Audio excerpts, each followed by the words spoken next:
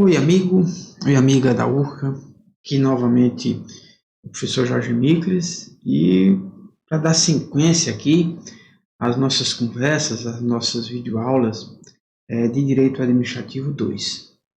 Só recordando rapidamente, nas aulas anteriores, nós começamos a tratar do assunto relacionado aos agentes públicos. Quem são os agentes públicos? As pessoas naturais que, por imposição, delegação legal, elas exercitam a função administrativa em diversos regimes jurídicos diferentes, em diversas formas distintas. Cada um desses agentes públicos, eles vão se enquadrar em tipos diferentes. Cada um desses tipos vão se submeter a regimes jurídicos distintos. Daí a importância de nós estudarmos a classificação dos agentes públicos. Especificamente na aula passada, nós nos dedicamos a trazer algumas informações sobre esses diferentes regimes jurídicos. E aí nós dissemos, olha, existem os estatutários, aqueles que se submetem a estatutos, que são leis específicas que estabelecem direitos e deveres de uma dada categoria de agentes públicos, os ocupantes de cargo efetivo. A lei que regulamenta seu regime jurídico é conhecida pelos estudiosos como estatuto, por isso eles são estatutários. Os comissionados, que possuem um vínculo de natureza provisória, admissíveis e demissíveis ad nutum, são aqueles que se submetem a quem são delegadas funções de chefia, assessoramento e direção. Os temporários, para atender necessidades específicas e passageiras do serviço público. Por isso, eles vão ter um vínculo provisório.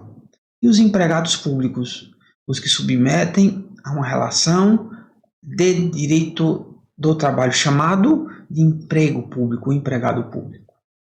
Então, em essência, estas são as informações, assim, de maneira bem objetiva, que nós trouxemos no vídeo anterior. Naturalmente, se ainda persistem dúvidas, essas informações que eu estou dando aqui são bem objetivas, bem ligeiras, fica a recomendação para voltar para o vídeo, assistir novamente o vídeo.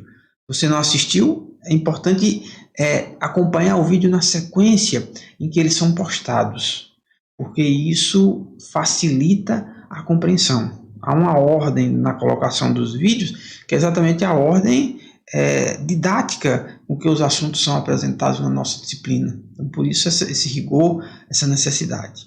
Bom, em vista desses vídeos anteriores, começaram a surgir algumas dúvidas dos alunos. Então, me procuraram, mandaram perguntas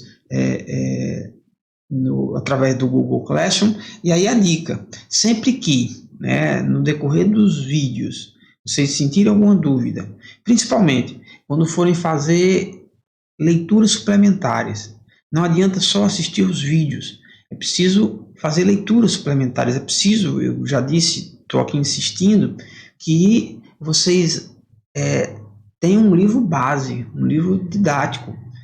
Qual o livro didático? A escolha de vocês. No nosso segundo vídeo que apresentamos nessa disciplina, nós já falamos um pouco, quando fomos apresentar o conteúdo da disciplina, nós já falamos um pouco sobre algumas obras bibliográficas, algumas referências bibliográficas. Fiquem à vontade, para adquirir qualquer um desses livros, ou mesmo outros livros. Não há imposição de que você se restrinja àquelas obras que foram citadas. Citei as que são mais comentadas, as que são mais referidas, mas, obviamente, existem outras boas obras fora daqueles que já tivemos a oportunidade de falar. Então, a dica, para depois das leituras, vocês colocarem as suas dúvidas, para que nós possamos comentar. E, de fato, lá no Google Classroom constam algumas perguntas. Então, eu fiz um apanhado dessas perguntas e vou iniciar a nossa conversa de hoje exatamente fazendo referência a estas perguntas. Então, sem delongas, aqui eu não estou colocando o nome de quem fez a pergunta, mas quem fez sabe quem foi, e está lá na sala virtual para quem quiser se aprofundar nas perguntas, quem quiser fazer novas perguntas. Se os esclarecimentos que eu trouxer ainda não forem suficientes, fiquem bem à vontade para renovarem as perguntas, para entrarem em contato, seja por intermédio do monitor, seja diretamente para a minha pessoa, ou mesmo, fica até mais interessante, dentro do Google Classroom. Por que é que fica mais interessante dentro do Google Classroom? Porque as perguntas de um vão ser compartilhadas por todos. Pode ser que alguém queira completar a pergunta, e daí é possível, inclusive, que surjam debates, né? Fiquem à vontade nesse sentido. Pois bem, a primeira pergunta é essa aqui, olha. O aluno coloca: professor, a doutrina classifica as espécies de servidores públicos com nomenclaturas distintas. Empregados públicos e servidores seletistas possuem o mesmo conceito? No nosso primeiro vídeo, quando eu fui tratar da classificação dos agentes públicos, eu já chamei atenção a esse detalhe. De fato, diferentes obras doutrinárias vão trazer classificações distintas dos agentes públicos, também com nomenclaturas diferentes. Isso é um fenômeno corriqueiro, felizmente ou infelizmente, dentro do direito administrativo. Há uma razão para isso. Uma das razões é que a nossa disciplina, o direito administrativo, ela é uma disciplina relativamente nova na história do direito. Ela vai surgindo, nós já vimos isso, no Estado liberal. Então, são 300 anos, basicamente arredondando, de experiência de trabalhos doutrinários. Isso dentro do macro do direito é um tempo muito curto. Então, ainda não deu tempo a amadurecer de maneira uníssona as nomenclaturas. Então, nós vamos encontrar, sim, não só com relação à classificação dos agentes públicos, como com referência a uma série de outros institutos, a perspectiva de que estudiosos diferentes vão pôr nomes diferentes aos respectivos institutos. Isso, portanto, é relativamente comum. De sorte que, especificamente, com relação aos agentes públicos, nós vamos sim ter esse problema. Duas obras diferentes vão trazer duas classificações diferentes. Aquela classificação que eu trouxe não é necessariamente a melhor classificação. Não é necessariamente o que nós poderíamos chamar de a classificação correta. É uma classificação dentre outras possíveis. Então fiquem muito à vontade para dialogar com as outras classificações. O que importa de verdade é a capacidade de nós termos uma perspectiva geral dos agentes públicos, de nós compreendermos que cada um dos componentes daquela classificação que nós estamos estudando vão dizer respeito a um regime jurídico diferente. Cada item, cada espécie de agente público se submete a um regime jurídico diferente. Especificamente aqui, quando ele fala empregado público e servidores seletistas, né, grosso modo, sim, querem dizer a mesma coisa. Os empregados públicos, eles se submetem a um regime de direito privado, que é o regime seletista. Por isso, alguém pode chamar servidores seletistas. A expressão clássica é empregados públicos. E mesmo há entendimentos. Nesse sentido, eu concordo com esse entendimento de que os empregados públicos eles se submetem a um regime especial, chamado regime de emprego público.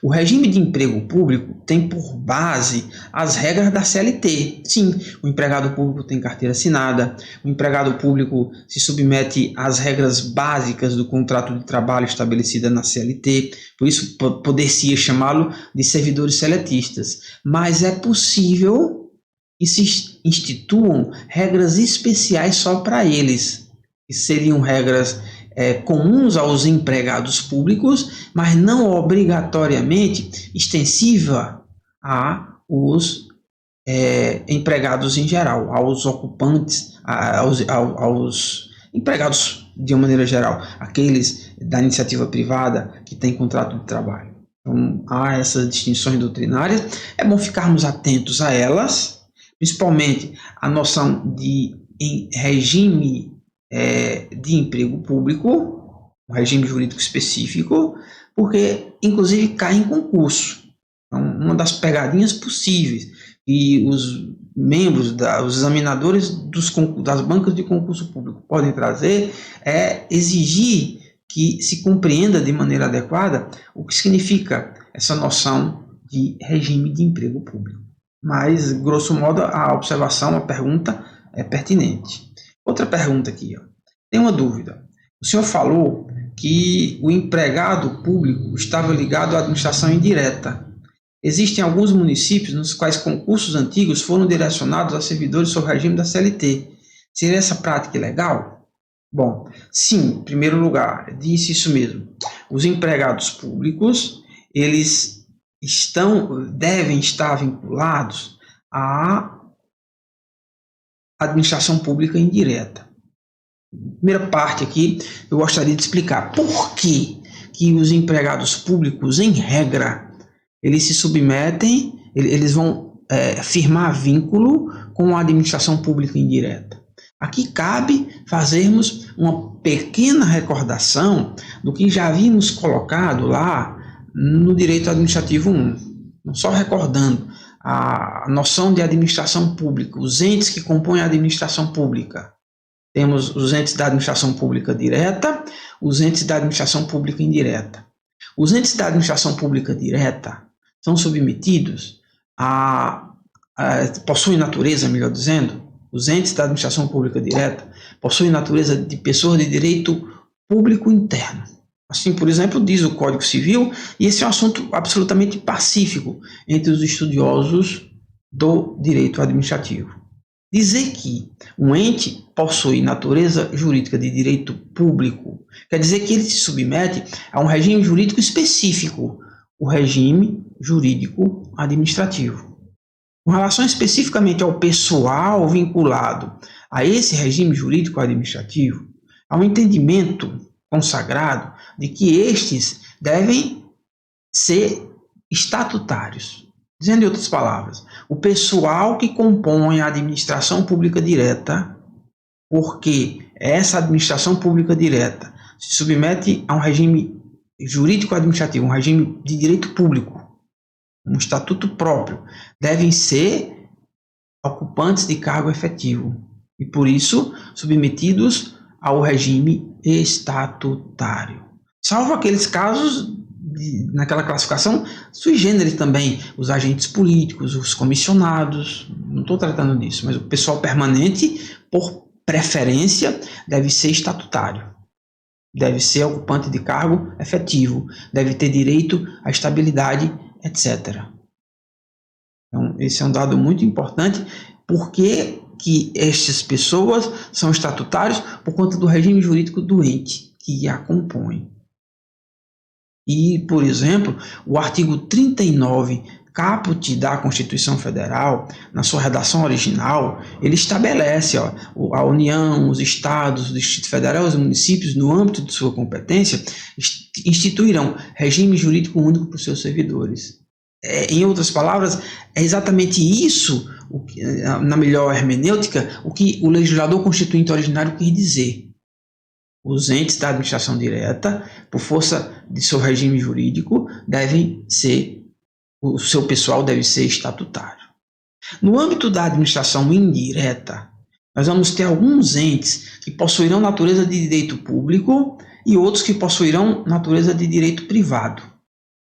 Eu tenho, por exemplo, as autarquias, que possuem natureza de direito público. E com relação às autarquias, assim como com todos os outros entes da administração pública indireta, que possuem natureza de direito público, eles devem, com relação ao seu pessoal, ter o mesmo regime jurídico do ente da administração direta. Uma autarquia possui natureza de direito público e, por isso, o seu pessoal tem que ser estatutário também. Mas ainda, entre os entes da administração pública indireta, eu vou ter alguns que terão natureza de direito privado. Aí onde entra essa observação. Os entes de direito privado, eles vão se submeter a um regime jurídico híbrido, em parte de direito público, em parte de direito privado. Especificamente com relação ao seu pessoal, os entes da administração pública indireta, que têm natureza de direito privado, as empresas públicas, grosso modo, as empresas estatais, grosso modo, sejam as empresas públicas, sejam a sociedade de economia mista, e o seu pessoal será submetido ao regime de emprego público. Serão, portanto, seletistas. Há uma razão para isso. Especificamente com relação às empresas estatais, elas vão praticar atividade econômica, por regra, não necessariamente. Há distorções nesse sistema, mas por regra, pela natureza dessas pessoas, elas devem praticar atividade econômica. Por que estão praticando atividade econômica? Em muitos casos, não em todos, mas em muitos casos, em concorrência com outras empresas privadas propriamente, para que se garanta a isonomia dessas relações jurídicas, é que o sistema de direito administrativo determina que o seu pessoal seja seletista, especificamente empregados públicos. Então, isso é o que justifica a existência dos empregados públicos. Então, com essas palavras, eu estou com a esperança de que que eu consegui, se eu não consegui, vocês me retornem, mas eu estou com a esperança de que eu consegui esclarecer a primeira parte, né? Eu falei realmente que o empregado público estava ligado à administração indireta, que o estatutário deve estar ligado à administração pública direta ou aos entes da administração indireta que tenham a natureza de direito público. Aí, a outra parte da pergunta. Existem alguns municípios no quais concursos antigos foram direcionados a servidores sob regime da CLT. Seria essa prática legal? É possível que uma administração pública direta, um município, faça concurso para seletista e no final dê posse a uma pessoa que vai se submeter ao vínculo da CLT? Bom, vamos por partes. Primeiro, essa perspectiva que eu estou colocando aqui, de que há uma clara vontade do legislador constituinte, no sentido de que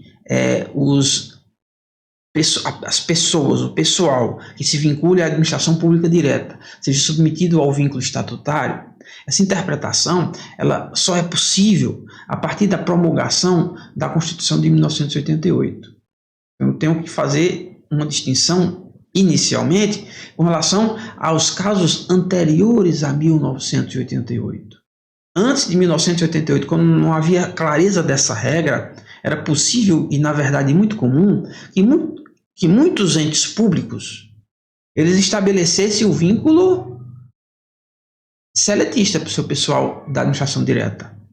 Aí onde certamente esse amigo ele viu essa realidade, né? Como ele coloca, alguns municípios nos quais concursos antigos, provavelmente anteriores a 1988. Não havia ilegalidade nenhuma antes de 1988, isso é muito tranquilo. Tanto que nas regras, nos atos de disposições constitucionais transitórios, existe lá o artigo 19, que estabiliza no âmbito dos municípios, dos entes públicos em geral, todos os que foram admitidos até 5 anos, contados da promulgação da Constituição, sem concurso, sem nada, estão estabilizados. Independente de terem feito concurso, independente de serem submetidos a regime estatutário ou seletista. Com o passar do tempo, todos os entes públicos foram regularizando essa questão, foram adaptando o regime jurídico de seu pessoal à nova realidade da Constituição de 1988. Então, na grande maioria dos entes públicos, nós vamos ter o estabelecimento de leis que estabelecerão a mutação do regime jurídico. Vai dizendo essencialmente o seguinte, a lei: aqueles que eram selitistas passam a ser estatutários. Houve a modificação do regime jurídico. Então, isso foi absolutamente resolvido na grande maioria dos casos. O caso concreto aí, não sei nem se ele está fazendo referência a algum caso concreto, mas é muito raro que exista algum caso ainda onde um ente público municipal, que seja, ele se submeta ao vínculo da CLT. Agora, uma outra questão que pode ser abordada dentro dessa pergunta é a seguinte: os entes públicos todos, nós vivemos numa federação. A ideia de federalismo pressupõe a autonomia política dos entes que a compõem. Logo, né, os entes que compõem a Federação Brasileira têm, obviamente, essa autonomia política. Dentro da hermenêutica constitucional, da interpretação da Constituição, nós vamos verificar as competências de cada um desses entes. Então, há matérias que só podem ser tratadas pelo próprio ente, não importa qual seja. Com relação à competência para legislar sobre o estatuto de seus servidores. Neste tema, nós temos uma competência exclusiva de cada um dos entes. Logo, quem legisla sobre o estatuto da União é uma lei federal. A Lei 8.112, que é o Estatuto dos Servidores Civis da União, ela não se aplica aos outros entes, porque a União só tem competência para legislar sobre o estatuto dos seus servidores. Por isso, em cada um dos estados da federação, haverá uma lei que estabelecerá o conteúdo do respectivo estatuto. Mesma coisa, Distrito Federal, mesma coisa com relação a cada um dos municípios. Por esse raciocínio, eu posso afirmar com clareza que cada um dos municípios brasileiros tem competência para legislar sobre o seu estatuto. E que a lei estadual não é lei geral, a lei federal não é lei geral. Não se aplica aos municípios. Então, daí pode surgir uma outra pergunta, que eu acho que não está encampada nessa pergunta aqui, que foi feita, mas que eu acho relevante trazer esse tema aqui dentro dessa nossa discussão. É possível que um município estabeleça por lei que o regime jurídico do seu pessoal estável, efetivo, seja a CLT? Considerando a autonomia política dos entes, isso é possível, embora seja uma decisão eminentemente criticável. Na minha perspectiva, isso é uma perspectiva pessoal, eu entendo que a lei de um município que faça isso, ela é inconstitucional. Ela é inconstitucional porque a Constituição Federal, a interpretação legítima da Constituição Federal, nos leva a concluir que o Constituinte determinou que houvesse uma lei, um regime jurídico sui generis, uma lei especial para delimitar os direitos e deveres dessa categoria de agentes públicos. Por isso, a obrigação de criar um regime específico, o regime estatutário, de natureza sui generis, conforme nós já tivemos a oportunidade de falar para todos nesse sentido. Então, me parece que essa lei é inconstitucional. Entretanto, é uma opinião pessoal, porque na realidade fática nós vamos encontrar sim, hoje no Brasil, municípios que estabelecem dessa forma. Aqui no Cariri mesmo tem um município que é assim, certo? Então, é aquela perspectiva da possibilidade ampla da discussão jurídica sobre as questões. É assim que eu vejo essa questão. Muito bem. Acho que com estas palavras, eu espero estar respondida essa perspectiva. Outra pergunta aqui, né? Mais duas perguntas. Quanto aos servidores disciplinados pela Lei 11.440, o que é que diz a Lei 11.440? Estabelece o estatuto de uma categoria de servidores efetivos, né, especiais, com um vínculo específico, aqueles que prestam serviço no exterior, serviço diplomático e afins, carreira diplomática, por exemplo, e outros serviços afins são disciplinados por essa lei. Quem são eles? Eles também são servidores estatutários, também são efetivos, só que pela natureza específica de sua atividade, para eles foi criada uma lei especial, um estatuto especial. Então, a Lei 11.440 também é um estatuto que vai especificar o regime jurídico de uma categoria específica de agentes públicos. Mas esses agentes públicos são servidores efetivos, ocupam cargos dentro da estrutura da administração pública. Em outras palavras, eu posso dizer, também são estatutários, um estatuto especial, mas também são estatutários. Então, acho que dá para responder rapidamente essa indagação. Outra questão aqui, ó. Li no livro constitucional de Novellino, Marcelo Novellino, né, no capítulo acerca do poder executivo, que a Constituição fixa idade máxima para permanência no cargo de magistrado. A Constituição fala no artigo 40, parágrafo 1º, inciso 2. E com a emenda constitucional 88, a idade máxima para permanência foi elevada para 75 anos. Essa vitaliciedade não seria somente para resguardar a perda involuntária do cargo, salvo por sentença judicial transitada em julgado? Bom, vamos lá. O que é que diz o artigo 40, parágrafo 1º, inciso 2 da Constituição? Ele está falando de regime de previdência. E especificamente aqui nessa regra, ele está dizendo,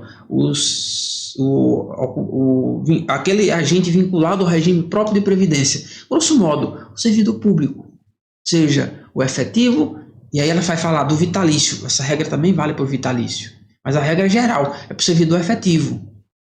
O servidor efetivo se aposenta compulsoriamente, diz a redação original do inciso 2 aqui em questão, aos 70 anos.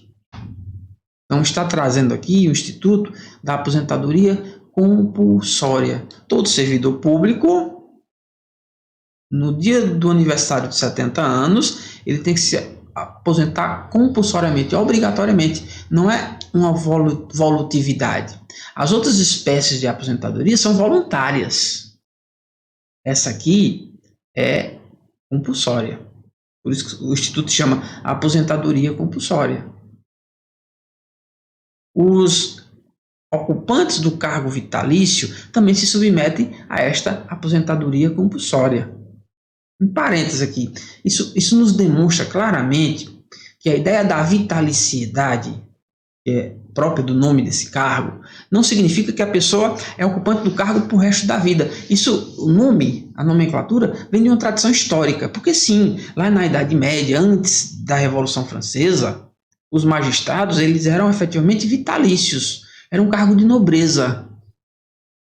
E era vitalício, enquanto ele vivo estivesse, ocuparia o cargo, e hereditário. Ele passava o cargo para os seus filhos. Por óbvias razões, nós sabemos que isso não é mais assim. Então, a expressão vitaliciedade, ela vem muito mais por conta desta tradição, do que enquanto informação concreta, uma verdade, no sentido de que o ocupante do cargo vitalício, ele permanecerá no cargo para o resto da vida. Não, a aposentadoria extingue a ocupação do cargo. O cargo continua existindo, mas aquele sujeito não mais o ocupa. Ele deixou de ser juiz. O juiz aposentado não é mais juiz, porque ele não exerce mais aqueles poderes do Estado próprios da magistratura. Então, essa ideia é importante. Fechei o parênteses para voltar para a aposentadoria compulsória. Então, resumindo aqui, a aposentadoria compulsória vale para todo agente público, seja efetivo, seja vitalício. A emenda constitucional 88, ela aumenta para 75 anos o tempo que ela faz, só isso. Aumenta-se para 75 anos. Só que no texto da emenda vai dizendo, lei complementar poderá aumentar a idade da aposentadoria vitalícia. Mas para o caso dos magistrados, membros do Supremo Tribunal Federal e do Superior Tribunal de Justiça, essa idade é 75. No final, a lei complementar de que trata a emenda 88 estendeu para todos. De sorte que hoje, no direito brasileiro, a aposentadoria compulsória é aos 75 anos de todos.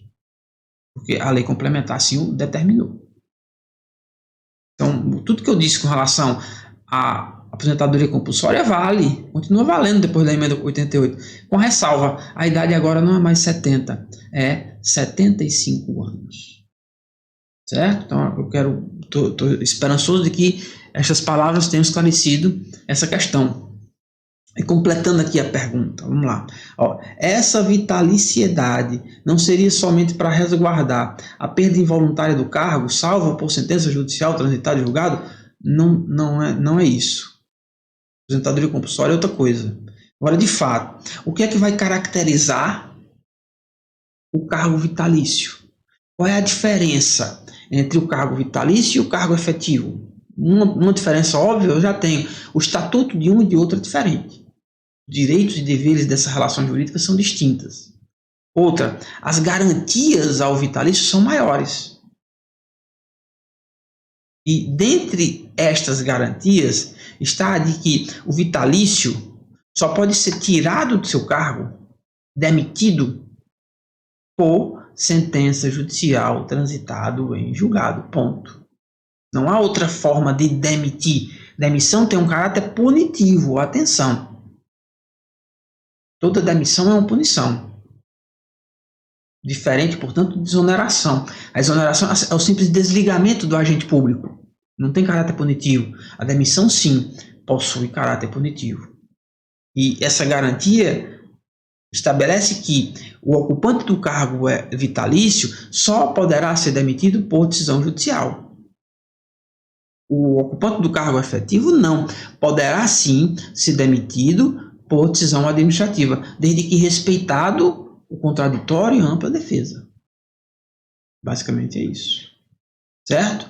Então, eu quero crer, desejo, tenho esperança de que essas palavras tenham respondido às perguntas que foram colocadas. Sigam fazendo perguntas. É um bom retorno, é uma boa maneira de eu compreender como é que está o aprendizado de todos, já que nós não temos a oportunidade de um convívio mais próximo, lamentavelmente, é uma maneira de nós mantermos a nossa comunicação. Também, aí, é preciso que as turmas conversem com os monitores, vamos marcar momentos síncronos, especificamente para tirarmos dúvidas. Então, já temos praticamente um mês de atividade, já está no tempo de nós fazermos isso. Marcarmos um momento síncrono dentro do horário regular no calendário da aula, fazemos uma conversa exatamente para isso, para tirarmos dúvidas, para azeitarmos as nossas relações, como é que é a melhor forma das nossas apresentações, ouvir as queixas de vocês, tudo no espírito de aperfeiçoarmos sempre as nossas atividades, para que desta forma o prejuízo pedagógico seja o menor possível, porque, óbvio, prejuízo todos estamos tendo, em todos os sentidos. Ok? Então, são essas palavras relativas à resposta às perguntas apresentadas pelos diletos amigos aqui dessa disciplina. Bom, dando sequência aqui, nós vamos começar a estudar agora o regime estatutário. Qual é o principal objeto da nossa investigação? Nós vimos os agentes públicos, nós vimos a classificação dos agentes públicos, nós já compreendemos que cada um desses agentes públicos, componentes dessa classificação, se submetem a regimes jurídicos distintos. E nós vimos especificamente o regime estatutário do efetivo e o regime de emprego público do empregado público. E vimos uma classificação intermédia dos ocupantes dos cargos em comissão. Intermédia porque eles são estatutários, mas ao mesmo tempo eles não têm a estabilidade. Porque a forma de ingresso deles é por provimento provisório. São demissíveis e admissíveis ad nutum, por vontade específica, discricionária da autoridade competente. E também no final do vídeo anterior, nós fizemos mais ou menos uma distribuição dentro da estrutura hierárquica da administração, onde, de maneira ideal, fica cada um dessas pessoas. Os agentes políticos no topo da hierarquia, os ocupantes de cargo em comissão como intermediários entre as decisões políticas dos agentes políticos e a concreção, a prática dos serviços públicos pelos efetivos. Os comissionados ficam nesse meio termo, por isso que seus cargos são de assessoramento, de direção, né? E assessoramento, direção e assessoramento, direção e me falhou a palavra, daqui a pouquinho eu lembro ela de novo, mas é a natureza desses cargos. E os ocupantes dos cargos efetivos são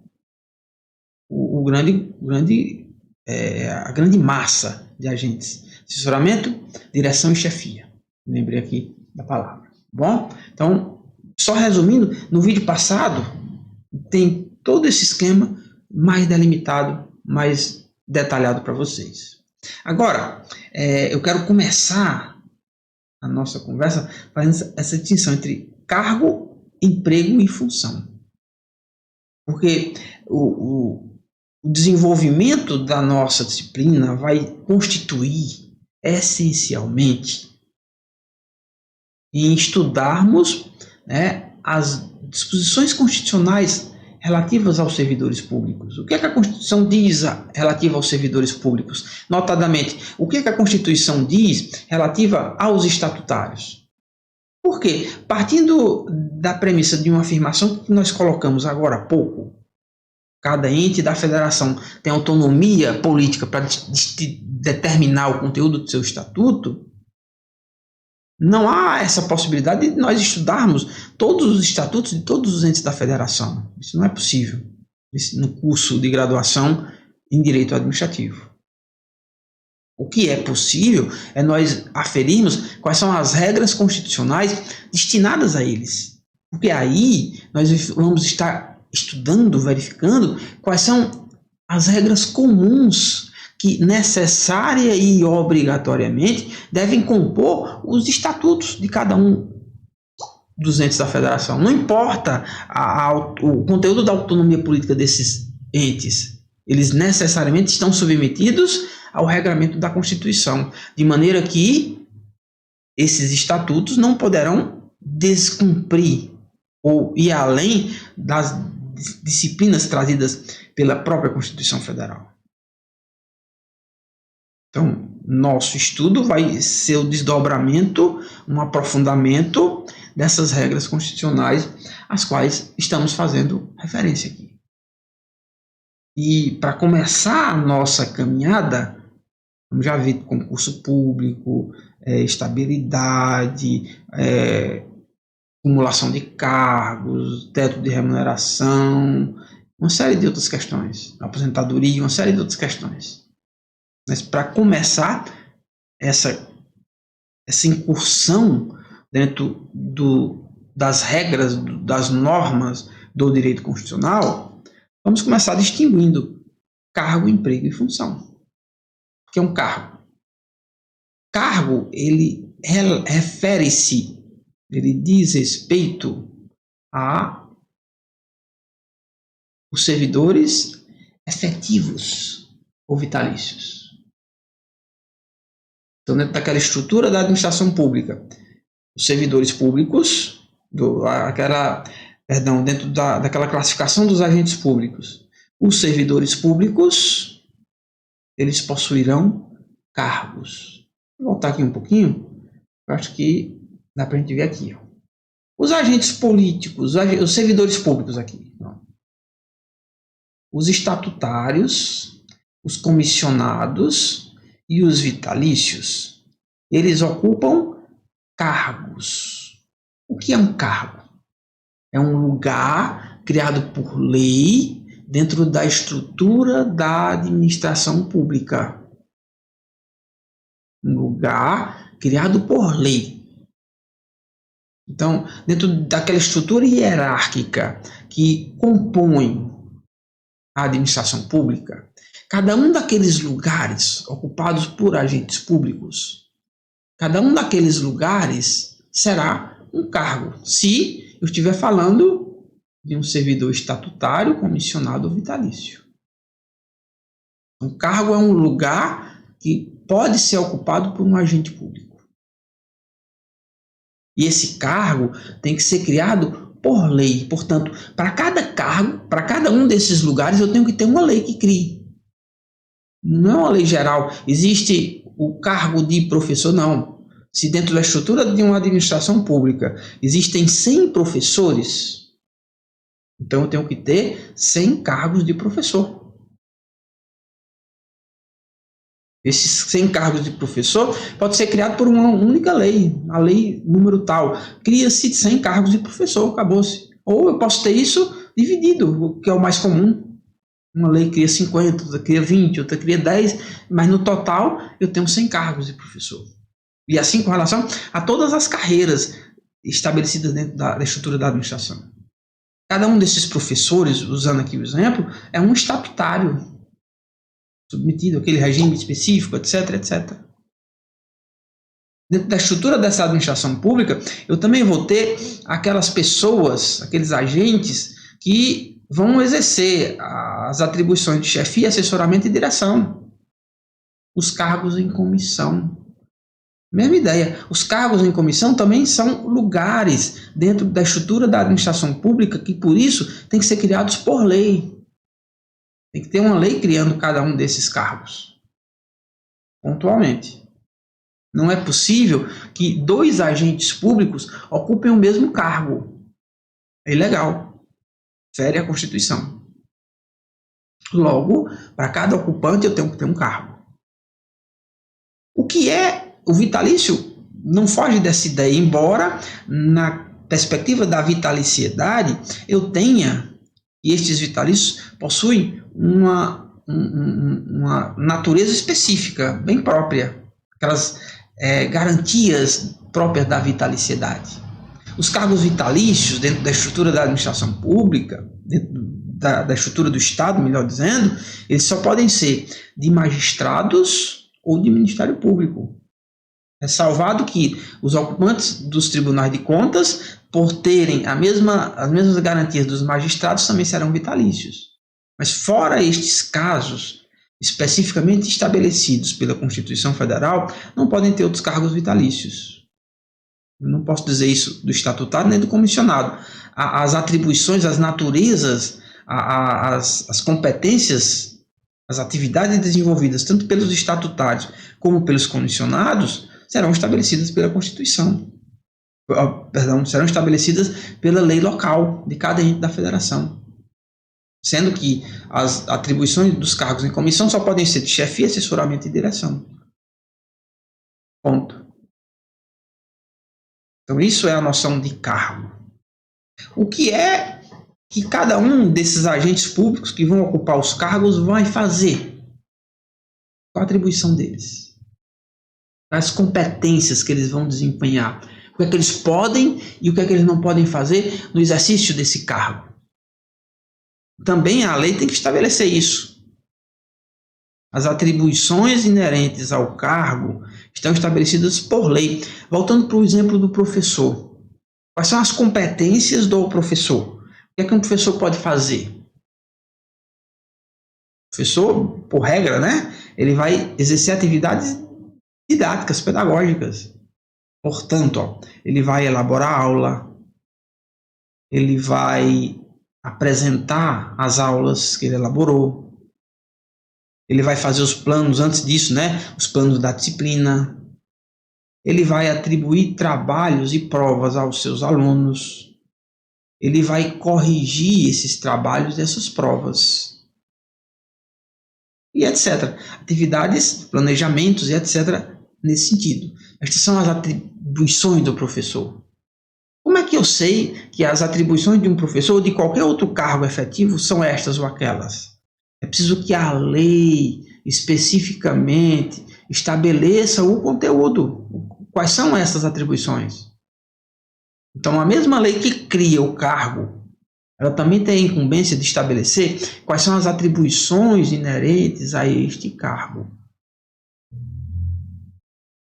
Essas atribuições são chamadas de funções. O que são funções? São atribuições destinadas aos cargos. O que é que o agente público pode fazer? Numa linguagem bem técnica, quais são as competências atribuídas a este respectivo agente público?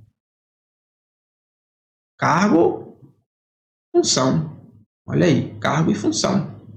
Todo cargo tem que ter função. Uma frase clássica do L. Lopes Meirelles: não existe cargo sem função. Se uma lei estabelece, cria um cargo, e ela não correlaciona esse cargo a atribuições, competências, quero dizer, funções, esta lei será inconstitucional. É salvado que os cargos, as funções dos cargos em comissão têm necessariamente que ser inerentes à chefia, assessoramento ou direção. Os estatutários mais amplas. Então aqui eu estou já trazendo uma distinção entre cargo e função. Todo cargo tem função. Não é possível existir um cargo sem função. E o contrário, é possível uma função sem cargo? Aí a resposta tem que ser positiva. É possível sim função sem cargo. Então eu tenho atrelado a todos os cargos da estrutura de uma administração pública funções. São as funções do cargo. Além destas funções, é possível que um agente público, ocupante de um cargo, exerça outras funções que não aquelas? É possível sim. Um exemplo bem óbvio é o exemplo da delegação. O que é uma delegação? Quando um agente público de uma hierarquia superior delega para outro de hierarquia inferior uma atribuição, uma competência que é sua, uma função. É possível sim delegar para um terceiro uma função que não é a função do seu cargo. Isso admite-se dentro da estrutura da administração pública, dentre outros motivos, por uma questão de racionalidade. E aquela função que lei nenhuma preveu. Eu tenho uma necessidade da prática de uma determinada função dentro da estrutura da administração pública, mas lei nenhuma prevê quem é que vai fazer essa função. Por isso, um exemplo bem simples. A estrutura da administração de um município não diz de quem é a atribuição de receber o documento do protocolo e distribuir para as diversas secretarias. Quem é que vai distribuir os documentos chegados ao protocolo para as secretarias? A pessoa do protocolo tem que ir lá, deixar em cada uma das secretarias os documentos respectivos, ou as pessoas das secretarias é que tem que ir ao protocolo perguntar se tem algum documento para si. Uma coisa bem simples, bem óbvia, bem corriqueira dentro de uma estrutura de qualquer administração pública. Vamos supor que nesse município não esteja dizendo isso. A lei não diz de quem é essa atribuição, de quem é essa função.